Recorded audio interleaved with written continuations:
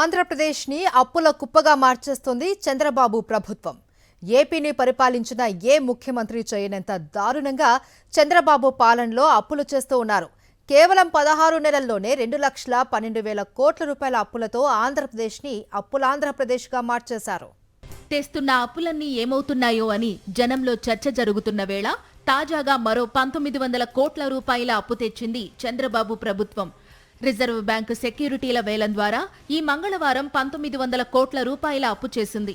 దీంతో ఏపీ అప్పు 2,12,000 కోట్ల రూపాయలకు చేరుకుంది.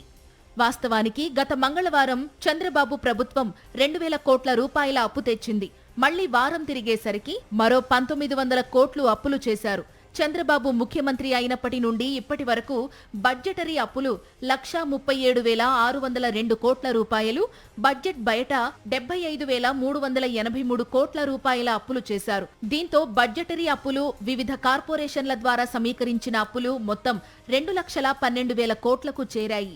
నేను సీఎం అయితే సంపద సృష్టిస్తా, ఆ విషయంలో రికార్డు సృష్టిస్తా అని ఎన్నికల ముందు గొప్పగా డబ్బా కొట్టారు చంద్రబాబు.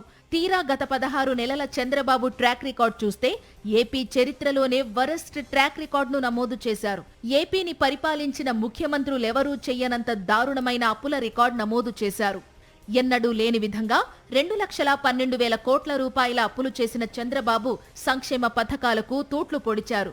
సూపర్ 6లోని ప్రధానమైన హామీలను కూడా అమలు చేయలేదు. పదే పదే వైఎస్ఆర్సీపీ నేతలు విమర్శలు గుప్పిస్తుండటంతో తప్పనిసరి పరిస్థితుల్లో అమల్లోకి తెచ్చిన పథకాలను కూడా బలహీనపరిచి లబ్ధిదారుల సంఖ్యను తక్కువ చేసి అమలు చేశారు. ఉద్యోగులకు ఇచ్చిన హామీలను అటకమీదకు ఎక్కించేశారు. 140కి పైగా అనేక హామీలు అమలుకు నోచుకోవడం లేదు.